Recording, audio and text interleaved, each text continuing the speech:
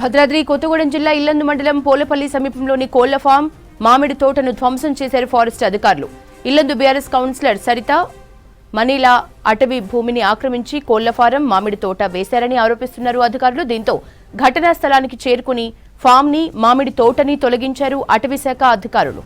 అయితే భూమిపై హక్కు పత్రాలు ఉన్న ఫారెస్ట్ అధికారులు దాడులు చేశారని ఆరోపిస్తున్నారు బీఆర్ఎస్ కౌన్సిలర్ సరిత మనీలా. సర్వే నెంబర్ 549లోని 20 ఎకరాలు ఫారెస్ట్ పరిధిలో ఉందని అంటున్నారు అధికారులు కక్షపూరితంగా భూమిని స్వాధీనం చేసుకునే కుట్ర చేస్తున్నారని ఆరోపించారు బీఆర్ఎస్ కౌన్సిలర్. ఖమ్మం జిల్లా ఇల్లందు మండలం పోలపల్లి సమీపంలో ఉద్రిక్తతపై డీటెయిల్స్ ఖదీర్ అందిస్తారు. ఖదీర్, పోలపల్లిలో ఏం జరిగింది? బీఆర్ఎస్ నేత మామిడి తోట కోళ్ల ఫామ్ ని ఎందుకు తొలగించారు? యశోద, గత 3 రోజుల నుంచి ఇల్లందులో ఒక హైడ్రామా నడుస్తా ఉంది. ఆ బీఆర్ఎస్ సంబంధించిన కౌన్సిలర్లు అక్కడున్న స్థానికంగా ఉన్న మున్సిపల్ చైర్మన్ మీద అవిశ్వాస తీర్మానాన్ని ప్రవేశపెట్టడం జరిగింది. దాంట్లో 25 మందిలో మొత్తం ఎక్స్ అఫిషియో ఎమ్మెల్యేతో కలుపుకొని 25 మంది ఉండాల్సింది. 25 మందిలో 3 ఉండాలి అంటే 17 మంది ఆ బీఆర్ఎస్ కి సభ్యులు ఉన్నట్లయితే ఆ విశ్వాసంలో నెగ్గే అవకాశం ఉండేది. కాబట్టి ఇద్దరు కౌన్సిలర్లు ఒకళ్ళ పైన విప్ జారీ చేయడం జరిగింది. సిపిఐ కౌన్సిలర్ పైన మరొకరిని కిడ్నాప్ చేశారు. దాంతో 15 మంది అయ్యారు. దాంతో ఆ బీఆర్ఎస్ ప్రవేశపెట్టిన అవిశ్వాస తీర్మానం అనేది వీగిపోవటం జరిగింది. అయితే ఆ రోజు నుంచి అక్కడ ఒక రాజకీయ కోణంలో చూసుకున్నట్లయితే ఇప్పుడు ప్రస్తుతం ఎవరైతే చరిత ఉందో తను 21వ వార్డు కౌన్సిలర్ గా ఉన్నారు, బీఆర్ఎస్ కౌన్సిలర్ గా ఉన్నారు. అయితే మొదటి నుంచి కూడా దమ్మాలపాటి వెంకటేశ్వర్లు ఎవరైతే ఉన్నారో చైర్మన్ గా అతను బీఆర్ఎస్ నుంచి ఎన్నిక కాబట్టడం జరిగింది. అయితే ఈ మధ్య క్రమంలో అతను కాంగ్రెస్ లో చేరటం జరిగింది. అయితే కాంగ్రెస్ లో డీబీ పైన మాత్రమే మాకు ఇక్కడ కోపం ఉంది, కానీ పార్టీ పైన కానీ వేరే ఇతర వర్గాల పైన ఎవరిపైన కూడా మాకు ఎటువంటి అసమ్మతి లేదు అని చెప్పేసి వాళ్ళు పదే చెప్పుకొస్తున్నారు. అయితే ఈ నేపథ్యంలో అక్కడ జరుగుతున్న రాజకీయ కోణంలో చూసుకున్నట్లయితే గత 30 సంవత్సరాలుగా అక్కడ కొండపల్లి సరిత అక్కడ నివాసం ఉంటున్నారు, కోళ్ల ఫామ్ ని నిర్వహిస్తా ఉన్నారు.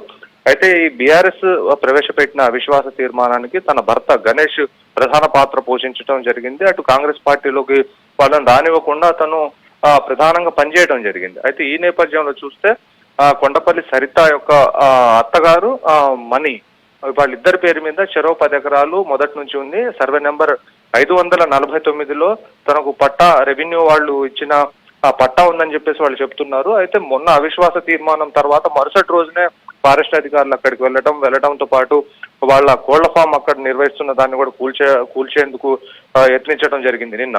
అయితే ఆ క్రమంలో బీఆర్ఎస్ నాయకులు అదేవిధంగా కొండపల్లి సరితకు సంబంధించిన బంధువులు సానుభూతి పరులందరూ కూడా అక్కడికి వచ్చి ఫారెస్ట్ అధికారులను అడ్డుకోవడం జరిగింది. ఈ నేపథ్యంలో నిన్న గొడవ సద్దుమణిగిందని చెప్పేసి అనుకున్నారు, కానీ ఈ రోజు తెల్లవారుజామున ఉదయమే ఫారెస్ట్ అధికారులు నోటీసులు జారీ చేశామని చెప్పి ఆ పాత గతంలో ఉన్న నోటీసులను చూపెట్టి ఇప్పుడు డిమాలిష్ చేయడం జరిగింది. కోళ్ల ఫామ్ లో ఉన్న కోళ్లను బయటికి తీసుకెళ్లాలని చెప్పేసి సూచించారు.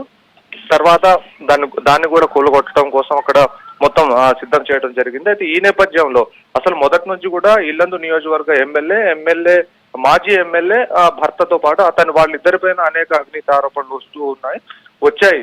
అనేక భూ కబ్జాలు చేశారని చెప్పేసి, ఫారెస్ట్ భూమిని ఆక్రమించుకున్నారని చెప్పేసి రకరకాల ఆరోపణలు చేశారు. కానీ మాజీ ఎమ్మెల్యే భర్తను వదిలిపెట్టి ఈ రోజు స్థానికంగా ఉన్న వార్డు కౌన్సిలర్ల మీదకి వెళ్లడం పట్ల తీవ్ర అసహనం వ్యక్తం అవుతా ఉంది. అయితే ప్రస్తుతం అధికారులు మాజీ ఎమ్మెల్యే అదేవిధంగా మాజీ ఎమ్మెల్యే భర్త పైన చర్యలు తీసుకోవాలి, వాళ్ళు చేసిన అవినీతి అక్రమాల పైన చర్యలు తీసుకోవాలి, వాళ్ళపైన విచారణ జరపాలని చెప్పేసి ప్రధానంగా మొదటి నుంచి వస్తున్న డిమాండ్. అయితే దాన్ని వదిలిపెట్టి చిన్న ఒక కౌన్సిలర్ దగ్గరకు వెళ్ళి ఇలాంటి పని చేయటం పైన స్థానికంగా అయితే విమర్శలు అయితే వినిపిస్తా ఉన్నాయి. కానీ అధికారులు మాత్రం లేదు, వాళ్ళకు మొదటి నుంచి మేము నోటీసులు ఇస్తున్న క్రమంలోనే భూమి ఫారెస్ట్ కి చెందింది కాబట్టి దాన్ని మేము స్వాధీనం చేసుకునేందుకు ఈ రోజు ఇక్కడికి వచ్చామని చెప్పేసి అధికారులు చెప్తున్నారు. Yashoda, thank you Khadeer. ప్రకారమే మాట్లాడుతున్నా నేను. సో అప్పుడు కూడా మేము చెప్పాము, వాళ్ళు కొన్ని వెరిఫికేషన్ కోసం రికార్డ్స్ ఇచ్చారు, దాన్ని కూడా వెరిఫై చేసినాం ఎంఆర్ఓ గారు నేను. మళ్ళీ ఇక్కడ వచ్చాము. సో మళ్ళీ ఇప్పుడు ఏమంటారంటే సార్ జాయింట్ సర్వే చేయండి, ఇది రిజర్వ్ ఫారెస్ట్ కాదు అని మేమంటున్నాము, రెవెన్యూ కాబట్టి మాకు రెవెన్యూ ఏరియా అని మేమంటున్నాము, రిజర్వ్ ఫారెస్ట్ కాదంటున్నాము. కాబట్టి దీన్ని మళ్ళీ ఎంఆర్ఓ గారు నేను పర్సనల్గా అన్ని రికార్డ్స్ ముందు పెట్టుకొని పక్కా వెరిఫై చేస్తాము. చేసిన తర్వాత అది రిజర్వ్ ఫారెస్టా లేదా అది రెవెన్యూ ల్యాండా లేకపోతే గవర్నమెంట్ ల్యాండా అనేది అది తేల్చిన తర్వాత ఫర్దర్ యాక్షన్ చేసుకుంటాం.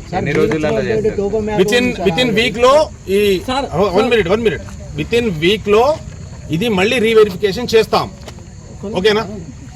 అయిన తర్వాత అది రిజర్వ్ ఫారెస్టా లేదా రెవెన్యూ ఏరియా లేదా గవర్నమెంట్ ల్యాండా పూర్వం బుక్స్ ఉంటాయి కదా, అదా అని కన్ఫర్మ్ అయిన తర్వాత ఫర్దర్ యాక్షన్ ఉంటుంది. ఓకే.